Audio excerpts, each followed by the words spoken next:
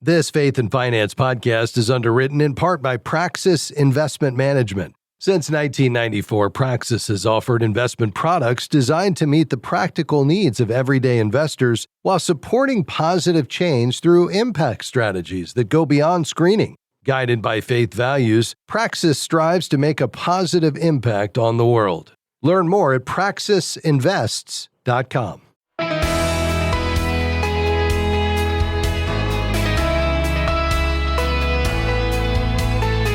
Faith-based investing shouldn't stop at the water's edge. Hi, I'm Rob West. Diversification is a key part of wise investing, and for many portfolios, that includes looking beyond U.S. markets. But how do you pursue international exposure while staying aligned with biblical convictions? Today, Benjamin Bailey joins us to discuss faith-based investing, global diversification, and a new international ETF designed with Christian investors in mind. Then we'll take your calls at 800-525-7000. This is Faith and Finance, biblical wisdom for your financial decisions. Well, we're delighted to welcome Benjamin Bailey back to the program. Benjamin serves as Vice President of Investments at Praxis Investment Management, a trusted and longtime underwriter of Faith and Finance. Benji, great to have you with us. It's great to be back. Praxis recently launched an exciting new international exchange-traded fund, and I want to dive into that for a moment. But first, Benji, for listeners who may be brand new to faith-based investing, would you define it for us and also add maybe what trends you're seeing in terms of demand?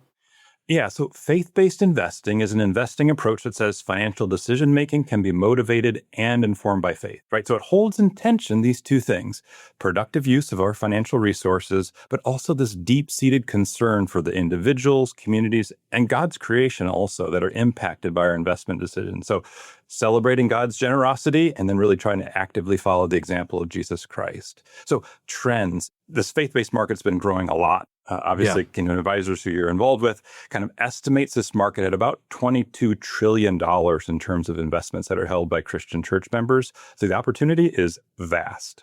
Yes, it sure is. And we're just getting started, but good news that there's a lot of momentum behind it as awareness grows.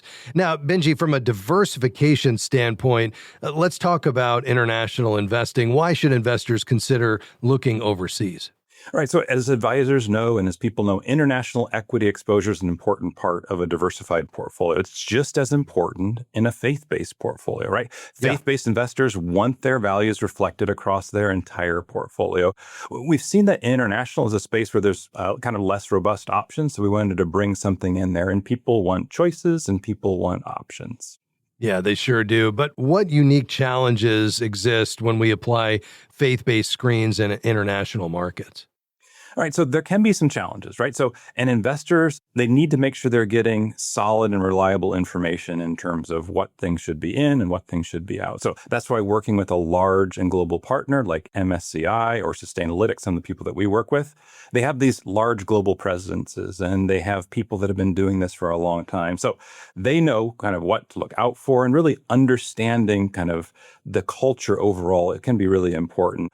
And another unique challenge is some countries actually have a lot more companies that are kind of involved in problematic areas. So depending on your investment style, that could become an issue. Yeah, no doubt about it.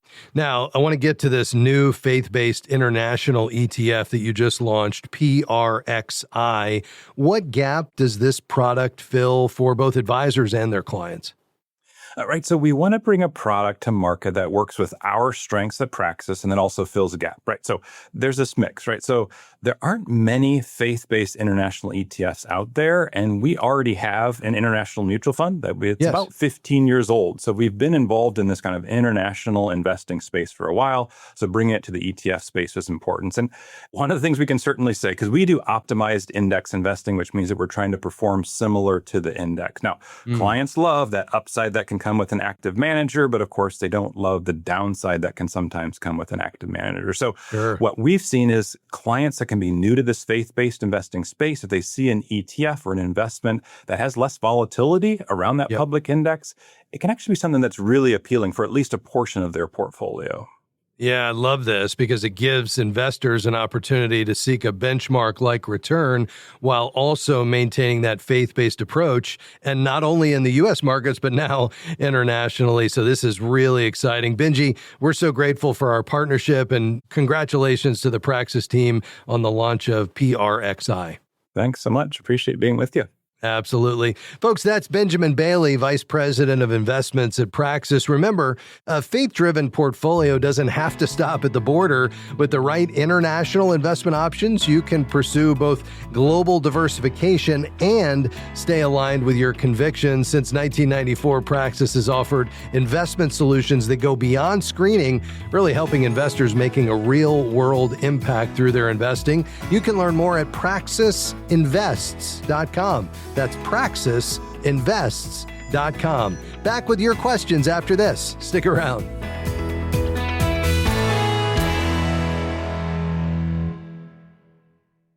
What we do is very special and it's very unique. This is Bethany. She is a certified Kingdom advisor. I became a CKA because we're not building bigger barns and we're not trying to figure out how can we just amass more and more and more. We're figuring out how much do you really need?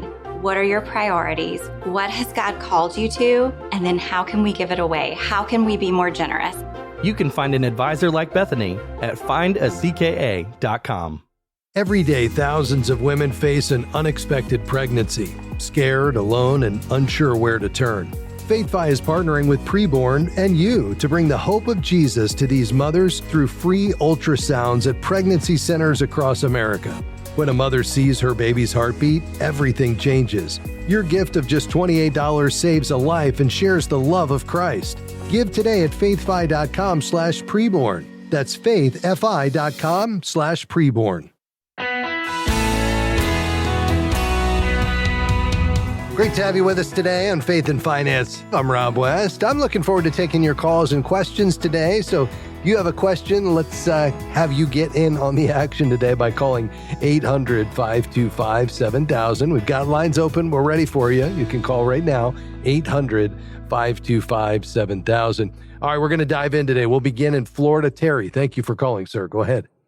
Hey, Rob, thank you for taking my call. I have a 7.5-year-old granddaughter, and I'm wondering what method I could use to start investing for her college education. Yeah.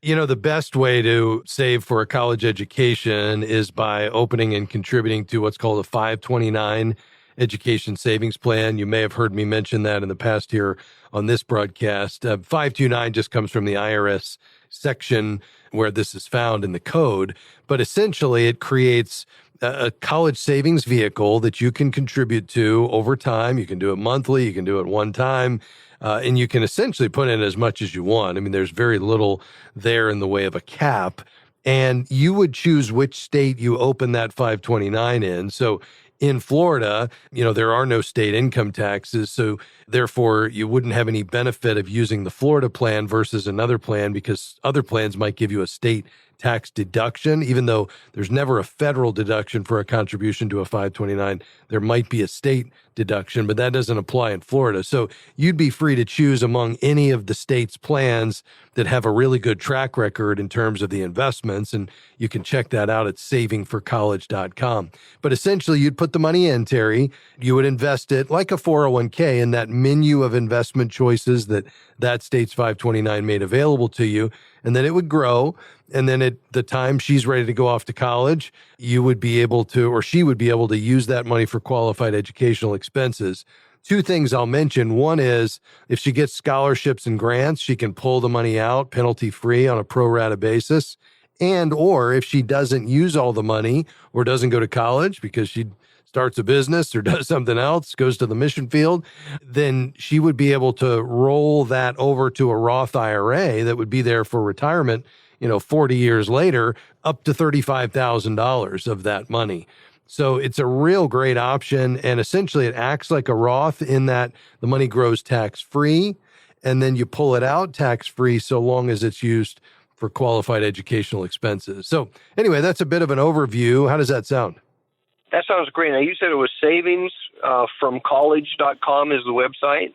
Not quite, but close. Saving savingforcollege.com. Savingforcollege.com. Okay. And one other singular question, Rob. Can I use my RMD to put into that? You sure could, yeah, because when you take out the required minimum distribution, if you're 73, which is where that RMD kicks in now, then you're going to go ahead and pay the tax on it. And then that's money that, you can do whatever you want with. And so if that was the source of money that you were then contributing to the 529, that's great. There's not any tax advantage. You're still going to have to pay the tax on the money coming out of the IRA, but you could absolutely turn around and then make a contribution to a 529 after that. Okay, yeah. Because I give a huge portion of my RMD to my church because I'd rather give it to God than give it to the government. Yeah, sure. And you do that through a qualified charitable distribution, is that right? Yes, sir. QCD. Okay. Yeah, excellent. So that's the only way to get that money out, as you probably know, Terry, without paying tax on it. So the QCD wouldn't apply here with the 529. You'd have to take it out, recognize it as income, and then turn around and make that contribution. All right. Thank you so much. God bless you, Rob. All right. Thank you, sir. We appreciate you being on the program. Let's go to Mississippi. Kim, how can I help you? Hey, Rob. My name is Kim.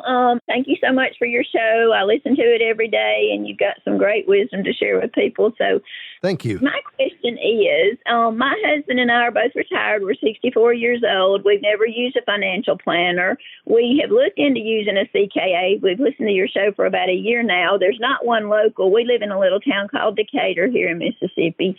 Okay. Anyway, we want to know if you can recommend. We have money that we've been blessed. Our house is paid off. We're debt-free. We are both retired. He's retired military. I'm retired government. 64 years old. We have TSP savings of about $700,000. We have a credit union account that has like over $100,000 in it. We have a checking account that, and really we don't need this, but it's got a good bit of about $50,000-$60,000 in it. Savings of about $100,000. And we just need to know, we've looked up for CKAs in our area. Unfortunately, there's not one here. There's a couple in Mississippi. There's some in Birmingham and Tuscaloosa nearby. But I just want to call you and see what we need to be doing as far as, I hear you talk about Roth IRAs too. Yes. What do we need to be doing with funds? Yeah. Well, first of all, I really appreciate your kind remarks about the program. You guys are in great shape, Kim. Obviously, you all, have been faithful in managing what God has entrusted to you. You've lived modestly. You've worked hard. You've saved quite a bit. You're in a really strong position being debt-free, having plenty of liquid reserves and having those retirement assets. So you each have thrift savings plans from your government work. Is that right? We do. All right. And what do you have accumulated between the two of those? About $700,000. Okay. And are you pulling anything out of those, or are you just living on Social Security? We are just living on my husband's military retirement and Social Security. Yes, sir. And then I've got, government retirement plus my Social Security. Got it. Yeah, very good. So, yeah, you're in really good shape. I mean, this is a situation where you can even start to ask how much is enough. And really, even though there are some risks in this season of life, although he'd have VA benefits, if you all needed expensive long-term care at some point, 70% of Americans 65 and older will need that. If it ever required nursing care or memory care, I mean, that could be $100,000 a year or more. And that's going up. So, I'm not saying you've overaccumulated, but you also have the opportunity, sitting on $700,000 and plenty of liquid reserves, and the fact that you're not touching it, it's continuing to grow, to start to ask the question, is there some opportunity to do some additional giving? I also love the idea that you're thinking about aligning your values with your investments. And that's where I think a certified Kingdom advisor could be really helpful. Although I'm a big fan of the TSP because it's, got low cost options and it's very simple to pick the investments that match your risk profile, using the G and the C and the F and the I funds and the S. And so, it allows you to build a portfolio that actually has great performance, and it takes a lot of the guesswork out.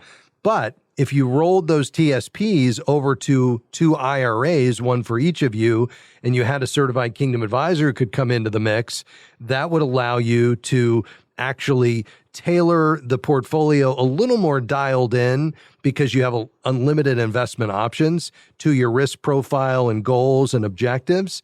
It would allow you to do some additional giving because you'd have the qualified charitable distribution opportunity once you reach 70. And I know you're not there yet, but once you do, you'd be able to do giving out of your IRA that never becomes taxable, which is not possible with the TSP.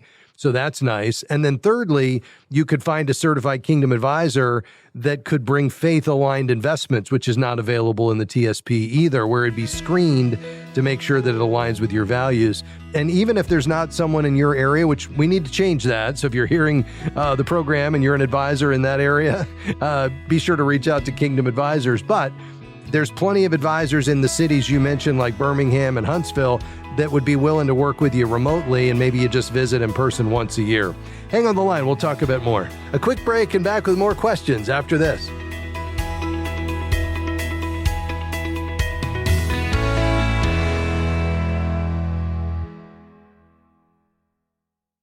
We are grateful for support from Praxis Investment Management. Since 1994, Praxis has offered investment products designed to meet practical needs for everyday investors seeking to steward their assets consistent with their desire to promote positive social and environmental impact. Praxis aims to bring a faith-based approach to ETFs, mutual funds, multi-fund portfolio solutions, and money market accounts reflecting their 500-year-old Anabaptist Christian faith tradition. More information is available at praxisinvest.com. We are grateful for support from Movement Mortgage, who provides residential home loans and reverse mortgage options in all 50 states. Guided by a mission to love and value people, Movement seeks to help individuals and families make informed financial decisions, from buying a home to planning for retirement. More information is available at faithfi.com/movement. Movement Mortgage LLC supports equal housing opportunity. NMLS number 39179. For licensing information, visit nmlsconsumeraccess.org.